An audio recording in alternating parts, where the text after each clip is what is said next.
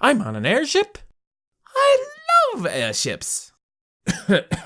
Let's get this out of the way first and foremost. Yes, I am a brony. Yes, I like MLP. Will I go full neck beard and try to shove it down your guys' throat?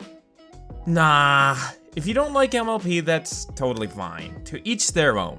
So this means it will be reviewed from not only a critic's point of view, but a fan of the show as well. With that out of the way, let's review the first My Little Pony movie. That doesn't count. That doesn't either. I will hurt you.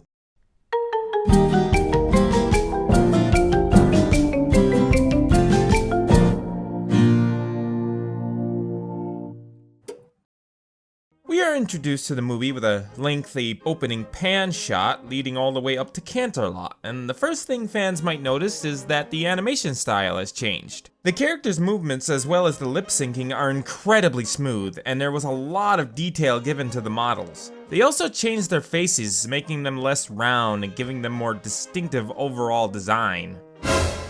Oh my god! I mean, oh my eye! No, wait, I meant Aye, Captain! Ignoring the pod person that replaced Cadence, the animators also used a combination of 2D and 3D backgrounds. However, the main flaw here lies in the 3D. For the most part, it's not too bad.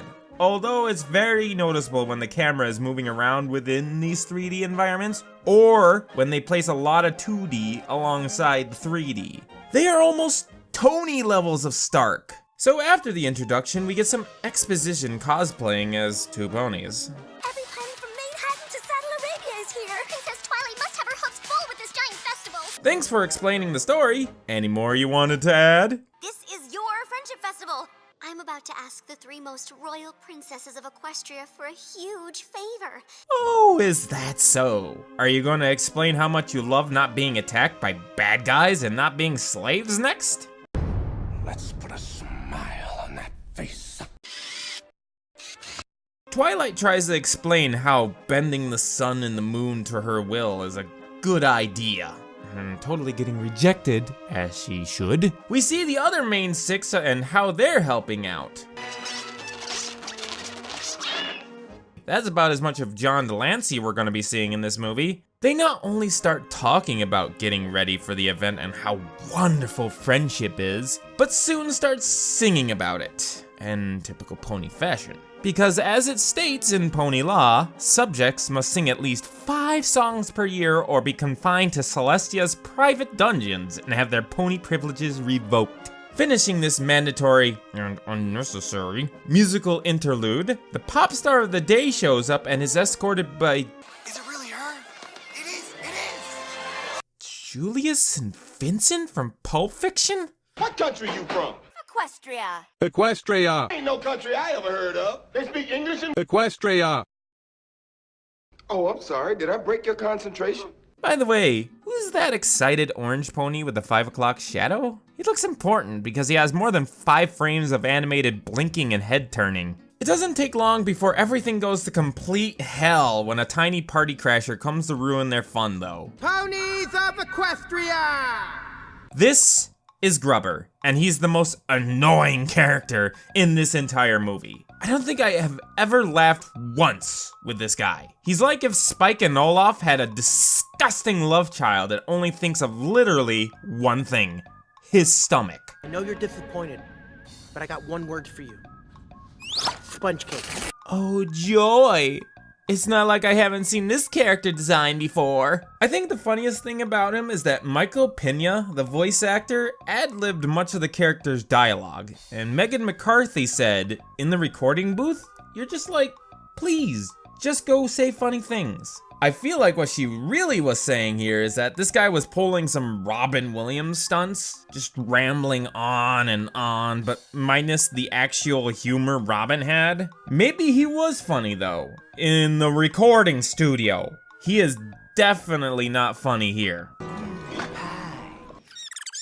The rightfully named sidekick introduces the newest waifu of the week to declare Equestria for the main antagonist, the Storm King.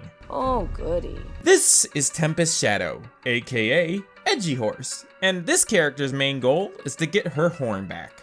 She then proceeds to capture princesses using Medusa's glowing hairballs. And soon after the main 6 flee, they run into soldiers using some kind of shields that deflect magic. This never comes up again, and it's never shown how the shields work. Not to mention the steampunk-styled airships that make LA look as clear as Pepperidge Farm's memory. I wanted to know more about how these things were made and how they came up with them. Maybe I'll get lucky and they make some kind of special movie about it? Funny.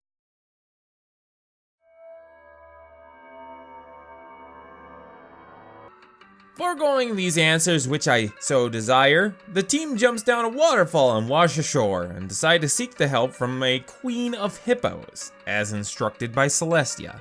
Seek help from the Queen of the Hippo! Though I don't know why, because she already obviously has that covered. Meanwhile, the movie returns back to Tempest, getting what I can only guess is this world's equivalent of a Skype call? Finally, we get to see for the first time this Storm King guy. And oh boy, the problems I have with this guy. Okay, first, let's talk about his attitude. Seems to be a mix of smooth talker and rageaholic. He comes off as a James Woods playing Hades, but not as good. He has some great lines, and the voice acting has several great reads that had me downright laughing. It's the magic of... Yeah, friendship and flowers and ponies and blue. But he has just this horrible way of bouncing to pure anger. A lot of the times it just comes out of nowhere and I'm just left stumped. This place, it seems a little too, I don't know, cute! I don't like cute. It was like that they were trying to make him funny, but hateable, and failed. Does this guy got bipolar or something? What do you mean that's not the right disorder? What do you mean I'm being insensitive? Liv Schreiber, the voice actor of the Storm King, actually played a lot of violent, adult-oriented movies, so that might be the leading cause of the strange emoting. He hasn't really done anything kid-friendly, and wanted to change that so he could take his own children to see one of his movies. My children are 7 and 8 years old. So I made the mistake recently of showing them, because they've been begging me to see, they wanted to know who Sabretooth was. And I thought, oh, this is okay. Yeah. Now I play a kind of a superhero, and I should show my kids. And it was horrible. Why?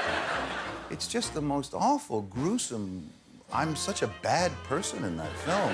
What did you do that was so terrible? I literally stuck my hand into Will.i.am and grabbed his heart and made some pithy joke about killing him. And there's my 7 and 8-year-old just sitting there like.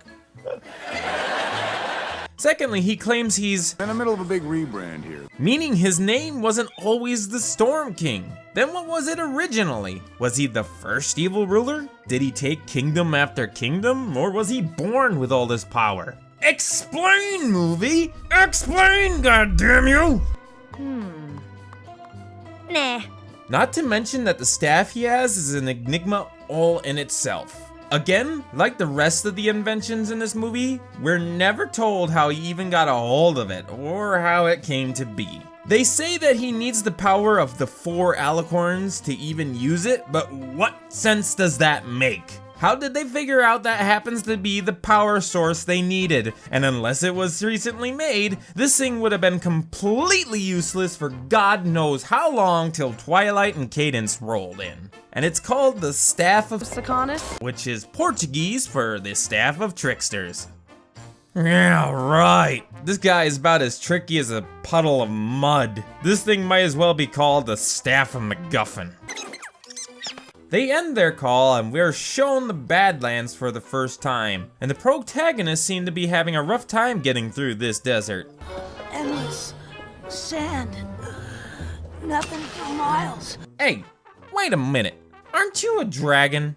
Isn't your race reptilian by nature and can breathe fire? Surely a little heat isn't a problem. At least there's a convenient road to lead them to a town that looks straight out of Deponia. They find, however, that the townspeople, which seems to consist mostly of shifty salesmen, hulking brutes, and all-around unpleasant characters, are just a little shy of friendly here. Shortly after entering the town, these unsavory bit parts begin to surround the ponies, ready to mug them for everything they have. They're saved, however, by this smooth-talking cat named Capper. Capper's the name.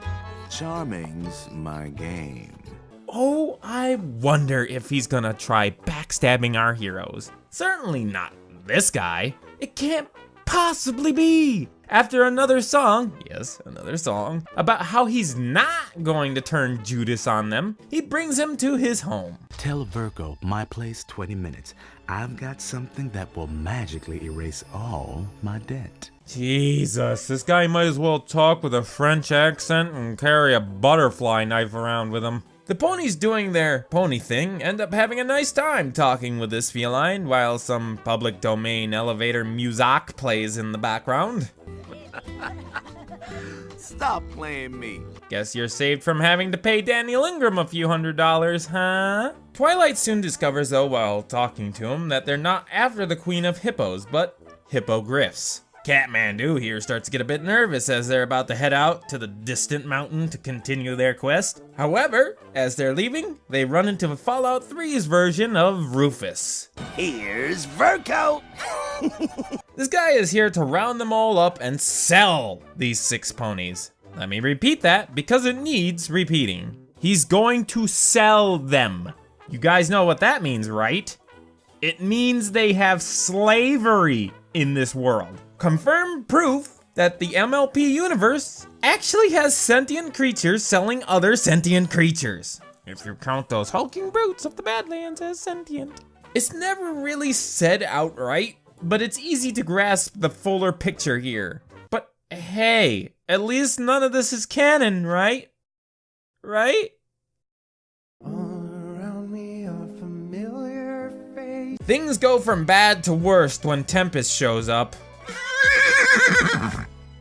Thanks to Verto distracting her though, they are able to escape through the window. After an action-filled chase scene where Pinkie Pie nearly frickin' kills herself, they end up on an airship which just so happens to be heading out.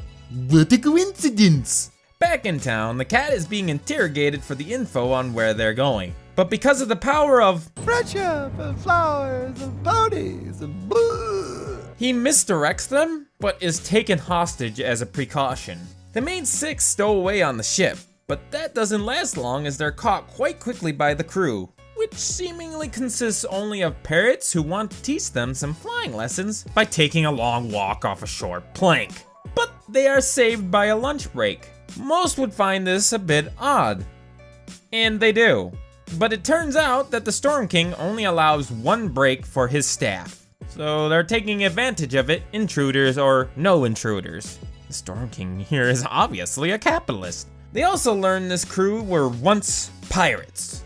We prefer the term swashbuckling treasure hunters. And they have lost their spirit. Nothing a little pony song can't fix, of course. Trying to be awesome. Rainbow Dash gets way too into her own message of being awesome and creates a sonic rain boom. Look at that rainbow! Look at that rainbow! Whoa, that's so cool! Yeah, of them to alert us. Why not just turn on your oven, get inside, cook yourself, and then serve yourself to the Storm King on a f***ing silver platter? Every pony's favorite hero, Rainbow Dash! Scooby and the gang then go into hiding as Tempest boards their ship. You think she saw my sonic rain boom? Are you kidding me? Knowing Tempest would do anything to find her, Twilight opens a trap door in the ship and using her ingenuity, creates a hot air balloon for the others just before they become splattered equine. Finding the news rather jolly, Tempest gives the pirates and the cat a fireworks show free of charge. Get it? Charge? Because she does static things and blows things up with electricity. Meanwhile, our protagonists find the mountain and climb it to reach the village of the hippogriffs. But alas, misfortune smiles on these ponies, for it has become a ghost town and has been this way for some time. They hear faint singing coming from the center of town and follow it. They find a giant version of Navi sitting inside a flower and spook her into the water. Chasing after her, they literally get flushed down the drain, along with my hopes of getting a better movie.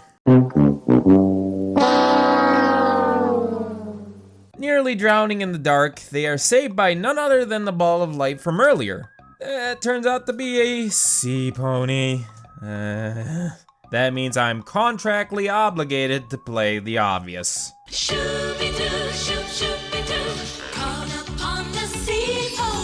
There, that's all you get.